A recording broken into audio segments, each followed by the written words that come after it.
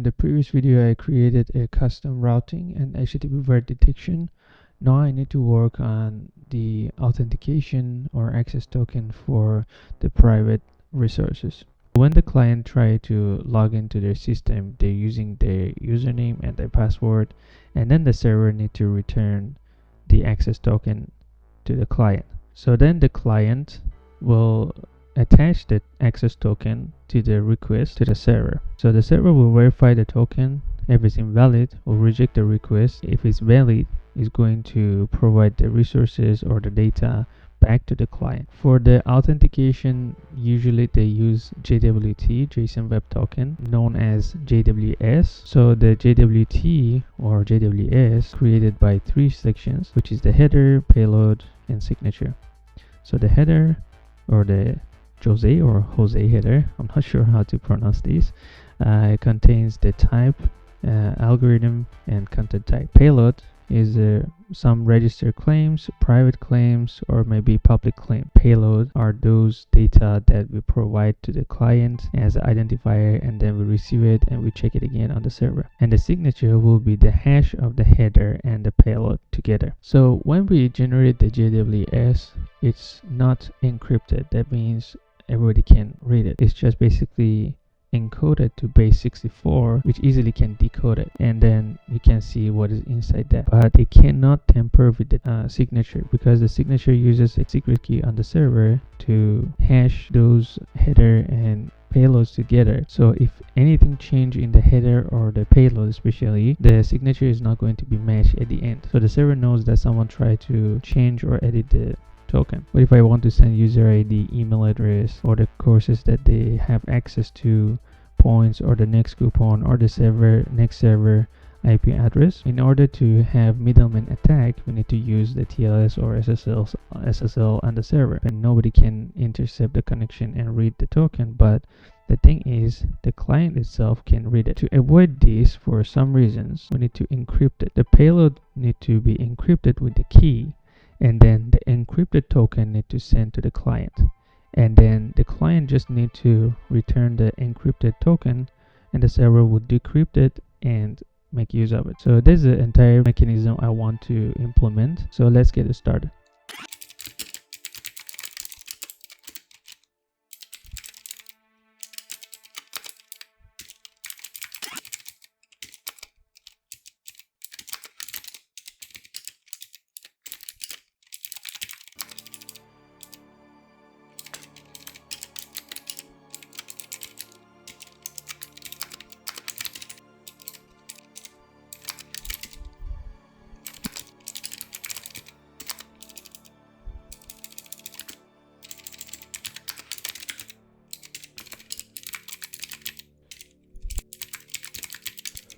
So we get the serialize.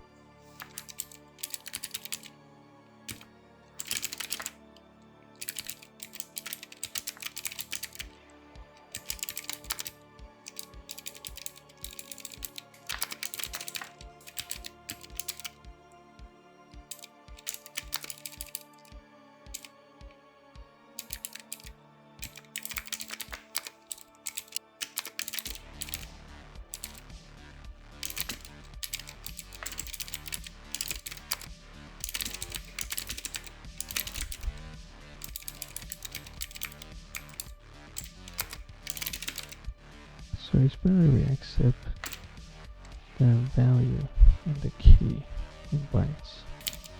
And we want to send this, we can convert it to the byte.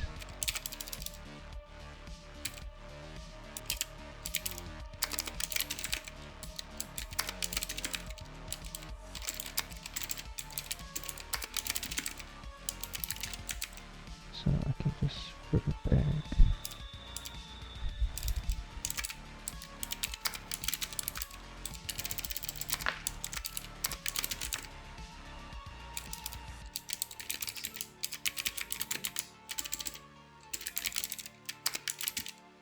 We have the out package here, which is the internal package for this gateway, but also I created the out package here. So I think I'm going to change these. Okay, so I need to change this to token. So once it generates, we have a access token.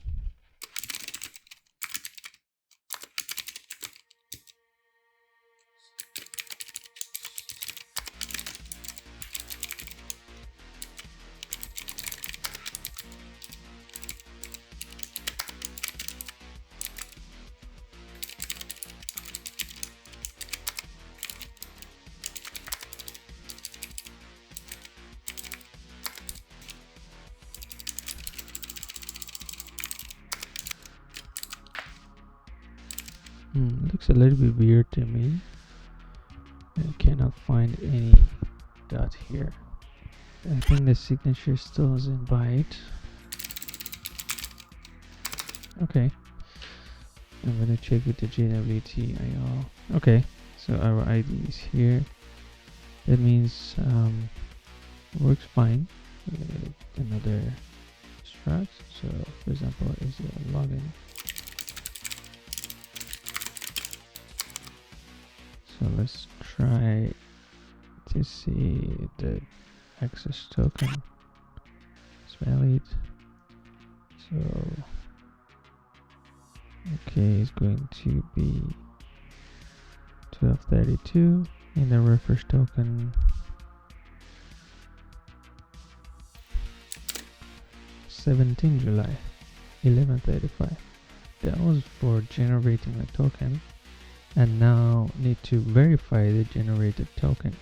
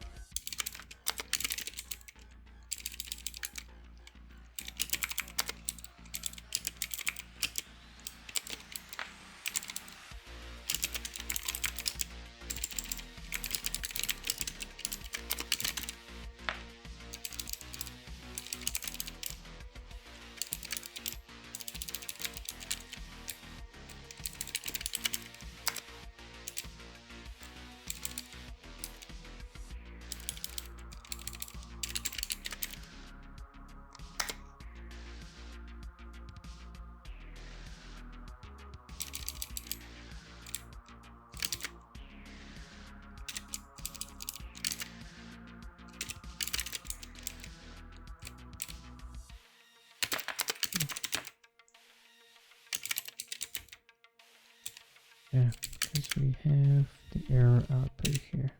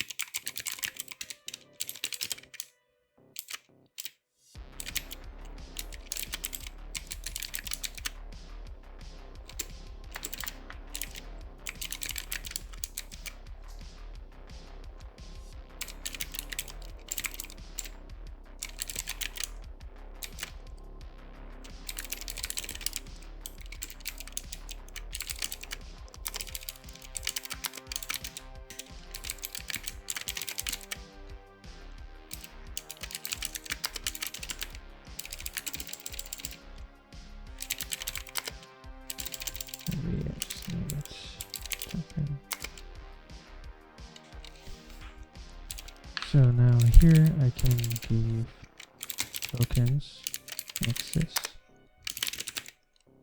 Okay, since I'm going to encrypt these later, I don't need to send it over JSON. And to test this only, I need to, okay, so I receive it. Here we need to stop this by going if not true, then we just say HTTP error, and the error is unauthorized access. Okay. Oh, yeah. So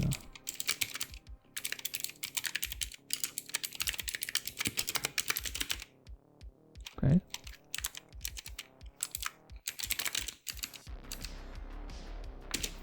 Run it. Send this again. So unauthorized. And yes, it's still accessing to the user profile because I forgot to return it. Okay. Once again. Yeah, there's no access anymore. Okay.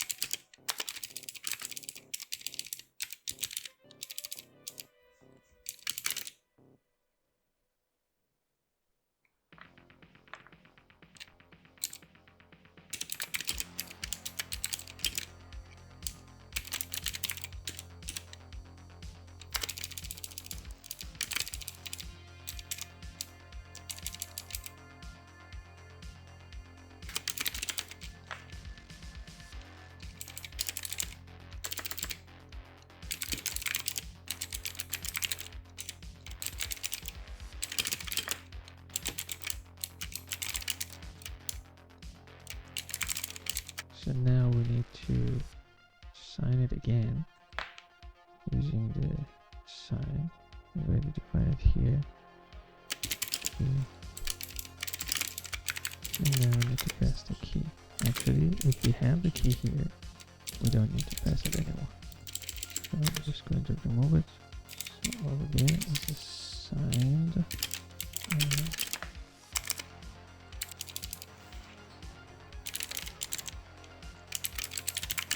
Use these signed, and then as a result, we need to compare it with the equal function. So if I new sign and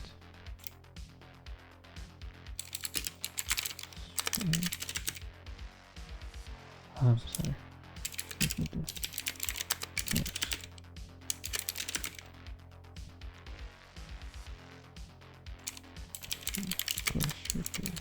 As well. When you sign it, you're encoded as well. Oh, okay. So when I sign it here, I return the encoded. But again, I'm going to encode it here, which is not correct. Okay, so we just use the sign.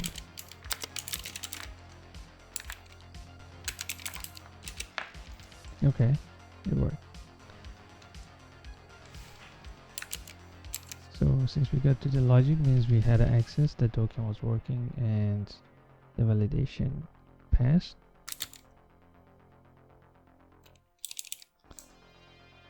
So the mistake was doing the base64 encoder twice, one inside the sign function, one outside.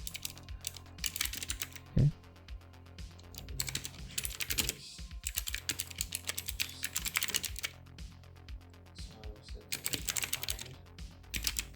signature.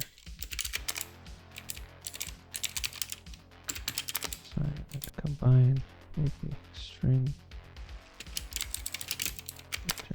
Boolean.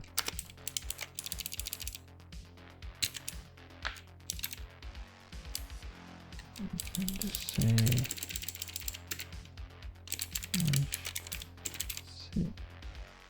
signature.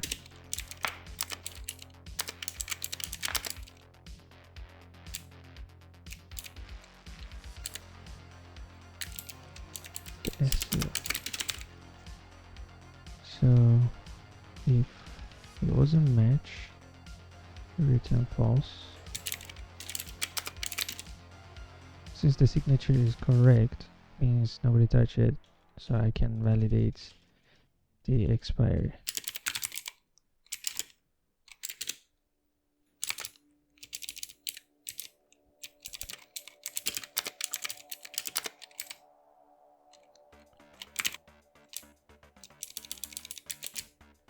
Change this to minutes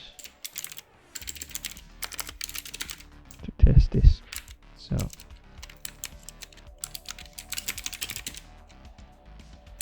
still saying unauthorized. Okay. S here is not a signature. S2 is a signature. Okay, so now we didn't get the signature mismatch error, but still we get unauthorized. Yes, because of this. It's always returning false.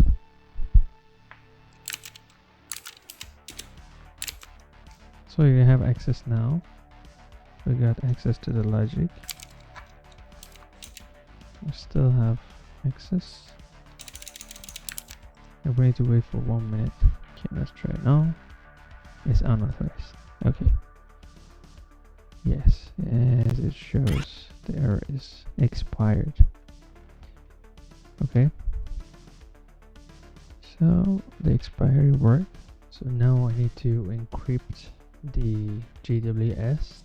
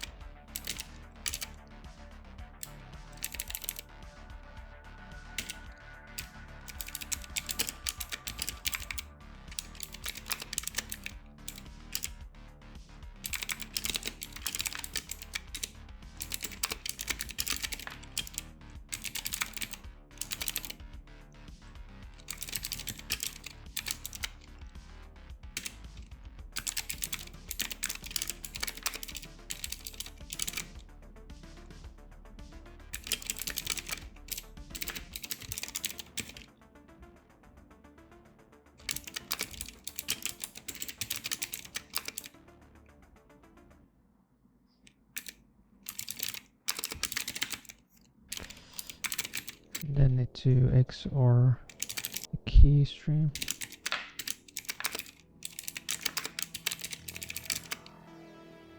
Cipher, yeah. Destination and source will be ciphertext and the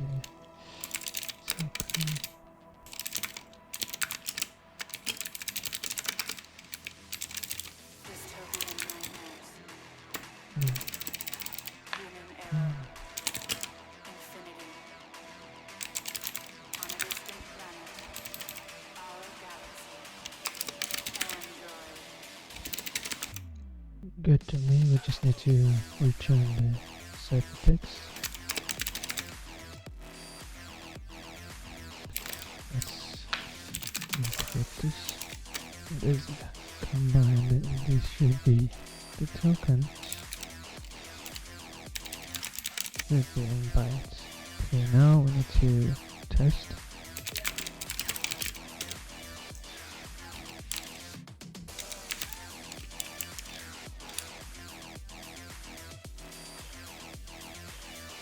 Oh, so we get the error here. Invalid key. This I think because my key is not 32-bit.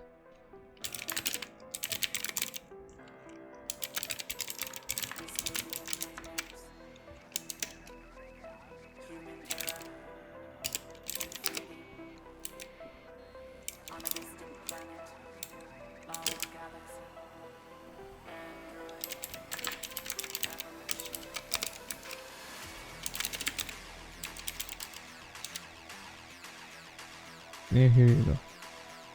We got the very bad ciphertext here. We don't understand what that is. Okay, so basically this is the encrypted token that we have.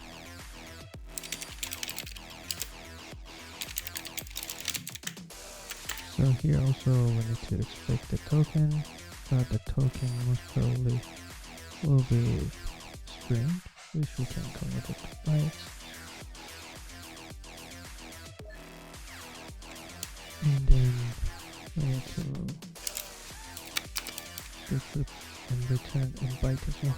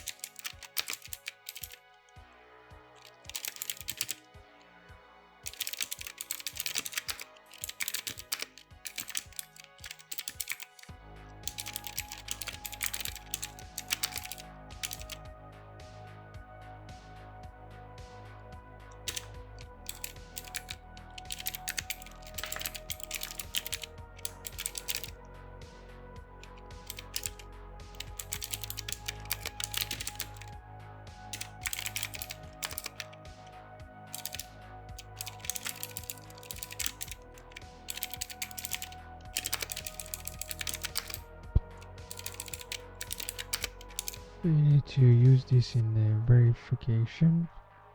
verify function. So the error token never used, so we pass the encrypted token to the splitter.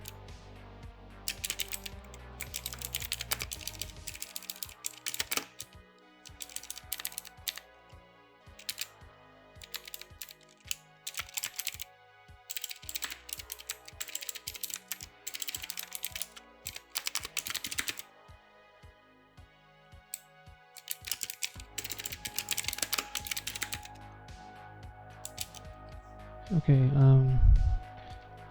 I think I didn't bring it back, the duration.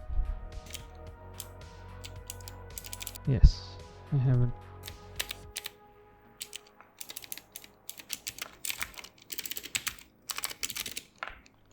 Okay, now we need to do it again.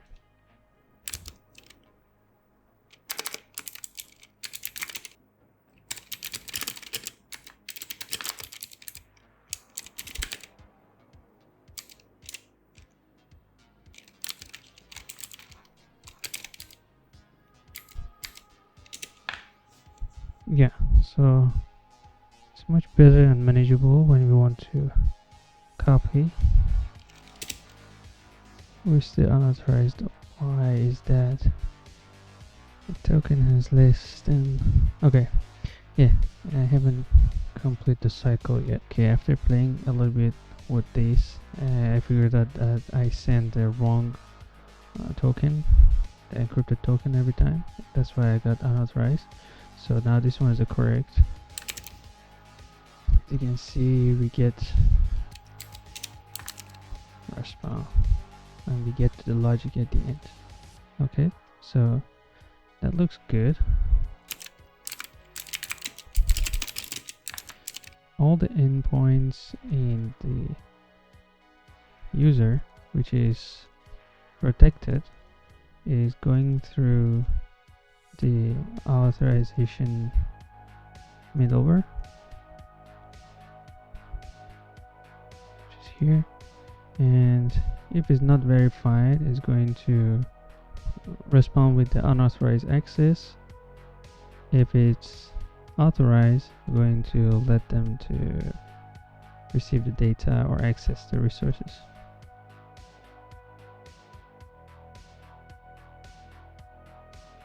So obviously this one, because it's outdated, and that's because the encryption key is generated on the fly. So this is the encryption key. As you can see, every time we run the server is a new key is generated, and it's not good for now, because if you have multiple server behind the load balancer, each of them having a different key generated, but this one is just for the test purpose.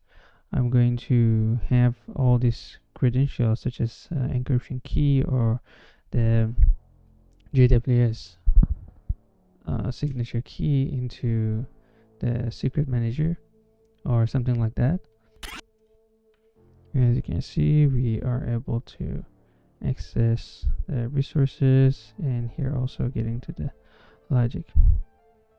Okay, so I think I'm pretty much done with my task today. I generated JWS, encrypted, and then respond to the client at the login endpoint, and then receiving it on the protected endpoints such as user profile, and then decrypted, check the signature of the JWS and validity of the expiry time, and then the header of the JWS, encrypting 2 tokens, which is the access token, the shorter expiry time, and the refresh token with the longer expiry time. So I think that's all for now, and thanks for watching.